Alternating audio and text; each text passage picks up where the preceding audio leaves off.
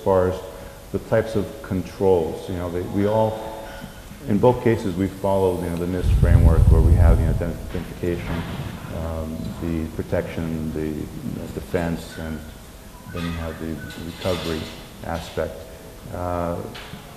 So it's just a matter of how integrated into that environment you can put these controls. Sure, in the IT enterprise environment, you have a little more flexibility. You don't have time-based sensitive systems that a slightest bit of disruption can cause some significant event, an unwanted situation. So we have some more flexibility there, but the same principles apply, the same types of controls apply. So we talked about identification. You want to do a risk analysis on both sides, a security audit on both sides to identify what are your gaps. You want to be able to implement the various protective technologies, and the monitoring technologies for logging.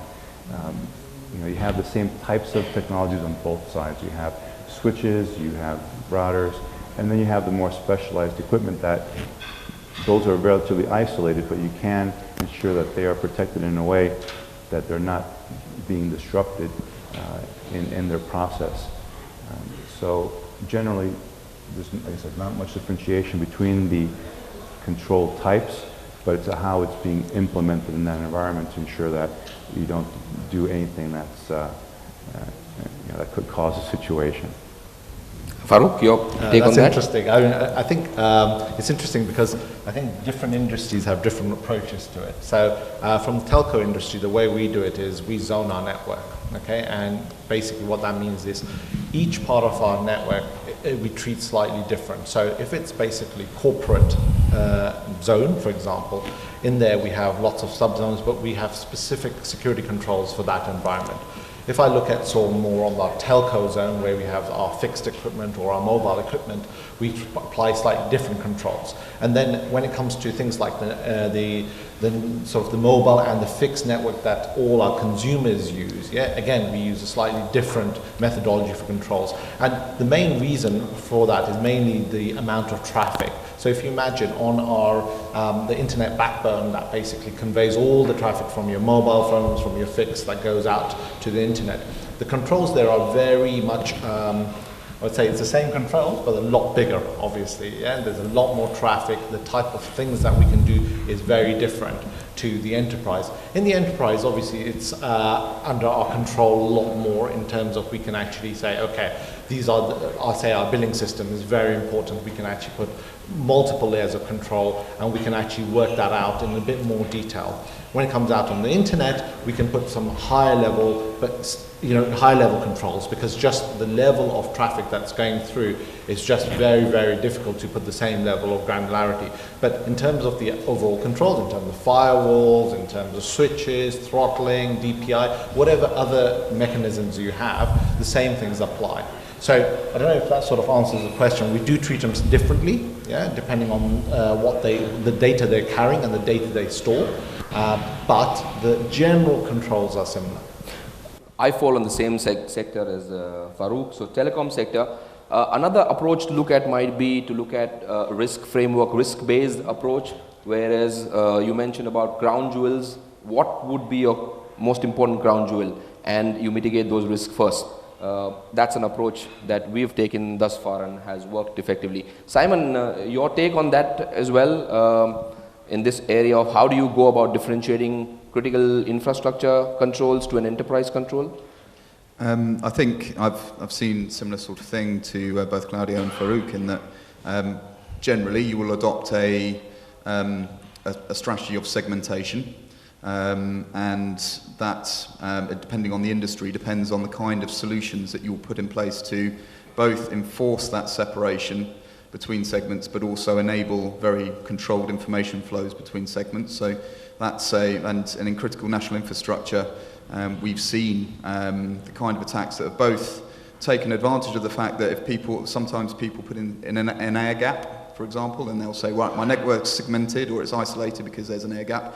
Well, there is always going to be a process to get information into that network and out of that network. It might be a manual one, it might be a human doing it, but that is, I would argue, more susceptible than putting in a a bridge that very tightly controls the information. So segmentation is always part of it, depending on the industry and depending on the organisation, will depend on the kind of solutions that get adopted. And then monitoring is the other side of it. So you have to maintain a situational awareness, and Farouk talked about this. If you're able to do that on a global basis, that takes quite advanced, not just technology, but operational processes and security maturity. If you're able to do that, then you're able to maintain a security awareness over your network. That's kind of where most organisations really want to get to, because then you've got the best of both worlds. You're both making it very hard for an attacker to get across your network and start stepping across from one segment to the other, but you're also making it very hard for them to do that without getting noticed, and they will get detected, assuming you have the right kind of threat analytics in there to pick them up. They will get detected before they're able to either remove the data they're trying to remove, or even worse, shut down an operational system which could be critical to your operations and impact your bottom line that way. So I think it's a combination of segmentation and monitoring seems to be common across industries, and the more mature organisations are starting to drive both of those using threat intelligence to tell them where their biggest risks are and where their biggest where the crown jewels are, and the crown jewels will depend not just on their own operational needs, but also how attractive is that to the threats they're most worried about. All right, thanks, Simon. Seems to be consensus on knowing your crown jewels and identifying risk to those crown jewels. Farouk and Claudio, you both come from large enterprises. What are those two controls that you would absolutely want to implement within your enterprises to ensure that you have a secure, safer network and infrastructure? Okay, so for us, well, actually, let me give just really simple advice. If you're trying to set up your organization, if you do two things right, these two things, I think you'll be in really good road, basically. The first thing, again, it's around understanding your assets. So that risk assessment piece, to understand where your most valuable things are, is key. You've got to start off with that. There's no point trying to secure things that you don't even know what you're securing. So first of all, if it's customer data, or if it's financial data, or if it's some other type of data or information that you store, you need to identify where that is and how much the loss of that data is going to cost you. Okay? If you work that out, what that gives you is an idea of how much investment you need to do to secure that data. For example, you've seen a lot of organizations where they've had a breach of customer information. Some of them actually, I mean, Target is a great example, yeah? They lost so much money, but because it's such a big organization, they thought the risk was justified. You know, you could go back and forth about this, yeah? But at the end of the day, yeah, it's very important to understand your risk appetite, as we said earlier, and understand what you're trying to protect. That's one area, yeah? That's completely something that you should do. The other area, which I think is becoming more and more important, and it's definitely very important for us, is what we call privileged identity management. Especially nowadays, where we're outsourcing a lot of our functions, it's really, really important to understand what our guys who have the highest level of privilege on our networks are doing. Okay? So I can't overemphasize that much. You can have a lot of partners, you can have contracts, and you have whatever you have with your partners, but at the end of the day, they're individuals and humans, yeah? And basically, you just need a couple of bad apples. You can get, you know, a lot of information that you're trying to secure leaked through that source. So for example, if you have, you've outsourced your application development, for example, which is very common, you may have a mechanism where your developers have access to loading the production information, yeah? So the production systems, they have to load it before it goes live and things like that. So you really, really have to know what they're doing. So the approach we take is we've actually got almost like a funnel. All our administrators, all our third parties come in and go through quite an extensive privileged access network. And what that does is, apart from identify them, it basically puts very strong authentication there, much more than you normally have for any sort of remote accesses. We also record, almost like a video, everything that the administrator does on the system. So you can at least go back. If something goes wrong, at least you have records of what someone has done. So that has worked very, very well. Also, if you've got complicated networks, we have very complicated networks. So that does streamline access as well. Yeah, trying for us, we have something like I don't know how many pairs of firewalls, but we have something like 40 odd different firewall clusters. Yeah, so trying to go from one part of the network to another part is not easy, even to put simple flows in. So having something like a privileged identity network gateway basically simplifies that as well. So there would be my 2 areas that I would recommend everyone do. Great, Claudio. Well, I'll be a little more simplistic than that. For us, it's about the logging and the active monitoring. And the logging can be, relating to privileged access or any of the areas that relate to logging to various systems, etc. So what I've seen over the years is that many organizations don't have appropriate levels of logging enabled in the various components in their environment. So without that logging enabled, there's absolutely no way you're going to be able to know when there's an incident. So once you have the logging enabled appropriately for your environment with the right types of syslog that you want to get or whatever the case may be, then you have an appropriate monitoring capability.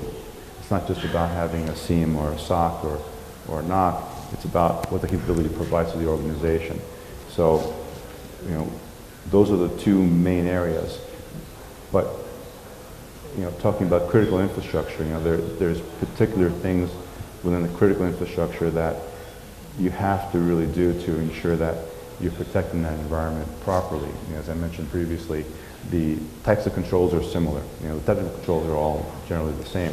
It's just that how it's being implemented is a differentiator. So with the critical environment, you still want to do a risk assessment. You want to identify where the key components are, what the key business processes are. Then, very particular to an OT environment, the operational technology environment, is the identification of the traffic flow between the boundaries of the IT and OT environments. It's not so much enough to just track what is going through, because those are the rules that you already allowed, but it's also critical to identify what is attempting to penetrate that boundary from both directions. This is a really key thing, because this is where you're going to identify not just security issues, but you're going to identify operational, technical issues within that environment. If you have, say, misconfigured time sync on systems that's trying to reach out to an internet-based time clock, well, that's a problem, right? So identifying and monitoring that ingress and egress attempts, not just the actual traffic that gets through, but the attempts, and then correcting that will go a long way to ensuring that the environment, that OT environment, is as secure as possible and configured and running as smoothly as possible to prevent any unwanted issues. Thanks, Claudio. I think all the 4 that were mentioned are important to organization. Keep in mind that there are sector-specific risks. So Farouk's telecom sector might have specific risks, hence certain controls are at the top of his list. But I think all the 4 controls apply to most attendees today and the sectors they come from. We heard in the beginning, in the opening remark and the Intel Aspen survey, that humans still form the weakest link. I'd like to hear from Farouk and the panel and the enterprises here, what is their take on how to address this weakest link? How do you enhance awareness so that these errors that we talked about can be overcome for a safer network and infrastructure? Farouk first, and then we'll go on to the rest. Okay, so this is quite tricky. It's not easy. It's all about setting the right culture in your organization. The problem is you can't ever get away from problems that humans cause. Humans are the most important asset we have in our organizations. So you've got to get the culture of how they should behave and how they should treat their confidential data. The important thing is for them to understand what happens when they don't do things as we'd like them to do. So if I take a real good example that everyone can relate to is, if you remember when Apple released, I don't know which phone it was, but basically one of their staff left it out. And they treat this as basically such an important part of their culture that no one leaks what stuff is coming out in the future. They actually did end up firing a lot of people. What that does is basically make sure that everyone understands the consequences of not obeying the security policy that your organization has set. Everyone has to decide for themselves what they think that boundary is. So for you, it could be that, if you don't, for example, look after, if you're an administrator and you've shared your password, for example, yeah, I mean, that's really, really bad, yeah? So it means that, you have to take action and make sure everyone understands that. That's very much from the stick approach. Obviously, as I said, you have to start with actually good understanding. So making sure your policies are clear, simple, and people understand the basic security awareness, you've got to do that. I mean, you can't expect people to work correctly if you don't do that. As an employer, that's something you really are obligated to do. Make sure your security policies are clear, they're articulated very, very clearly, and everyone understands what their responsibilities are towards them. Claudio? Of course, there's the consequences aspect of it, as well as personalization aspects, which actually we'll be covering in this afternoon's session. But what I can talk about here and now is about information overload as one aspect, and the technology overload. So information overload really is about the awareness program. Right? It is just but one of most likely several different programs and initiatives being run by your company. Whether it be for safety or other types of initiatives. So all these programs, initiatives are competing for the employees' attention. And they're being overwhelmed with a lot of information. Just too much all the time. So one of the key things here is try to make sure that the initiative sponsors, they coordinate, they collaborate to ensure that these initiatives, these programs are not run simultaneously, that they're staggered throughout the year. But key is the aspect about the process and technology overload. If we want our employees to do the right thing all the time, we have to make it so they don't have to think about doing the right thing all the time. Is it fair to have, something like, 20 some odd policies, each one containing 20, 30 different policy requirements, and have the people try to remember all these and remember in which case they need to utilize what requirements, or even about instruction sets on the technologies. You're telling employees to ensure that they encrypt their data, that they transfer their files securely, that they use secure email, all these things. Why make it complicated? Make it as simplistic as possible, seamless as possible, so that the employee has actually no option but to comply. And it avoids them from trying to circumvent these control measures that you put in place. That's probably the most basic aspect of how to ensure compliance, and making sure that you don't allow an employee to compromise your environment. Just make sure that everything is in place, everything is integrated, and it's, like I said, seamless. Make it simple and easy to understand is the key. There was a great emphasis this year in the RSA conference in San Francisco about a concept called gamification, how to simplify and make it easy to understand for staff, to understand the policies, etc. Your take on that, Simon, with the concept of gamification in security awareness? I saw the same thing. I think the people aspect is such a massive part of cybersecurity. Like you say, they're kind of the first line of defense, but they're also your first line of weakness. So I think the roadmap that Claudio's just outlined around the user awareness piece. If I'll pick three people in the organisation to try and simplify it a little bit. So first of all, the end user. Giving them the awareness to know not to click on strange links, not to open strange emails, perhaps spot those kind of things, can reduce your susceptibility to things like spear phishing and phishing. There was an interesting thing we noticed a couple of years ago. One of our MSS customers implemented a really comprehensive user awareness training program, and it was really interesting to watch their network data, their numbers of spear phishing attacks just month on month reduced. It was quite remarkable, and that was we could put that completely down to the training program. The problem was the threat then adapted and started using watering hole attacks. So you've got to keep on top of it, I guess, and Claudio's given a really good really good kind of roadmap of how to do that for the end user. Second person I'll pick is the security analyst.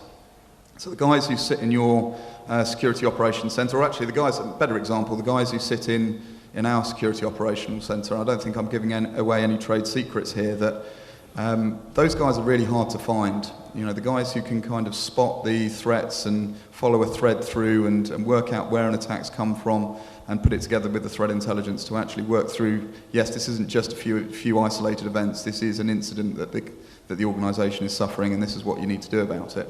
Those guys are really hard to find. They're also very hard to keep hold of. So one of the ways to help with that is to keep them interested. And there's a bit of a conflict here with what you need to do in a security operations center, which is run it much more like a service desk, very much industrialized, with the kind of initiative and the kind of off-the-cuff and investigative powers you want these guys to have. So one of the means we found to keep them engaged is keep rotating them through roles. So you've got to balance that obviously with being good at the role, but one day they might be looking at at your analytics dashboards and your SIEMs or your SIEM, and the next day they might be working on your threat research and looking a little bit longer term and over a bit of the history of both the organisation and a particular campaign group and that sort of thing. And another day they might actually be acting as the service desk liaison, working with the network operators. So you keep rotating their role through the security operations and allow them chance to specialise in whatever they want to specialise in. And we've seen great security analysts become threat researchers, other guys become great incident responders, and other guys become really good managers of security operations. So giving them those kind of career paths is really important. I guess the third one that might be useful to select is the CISO. And one of the big challenges, or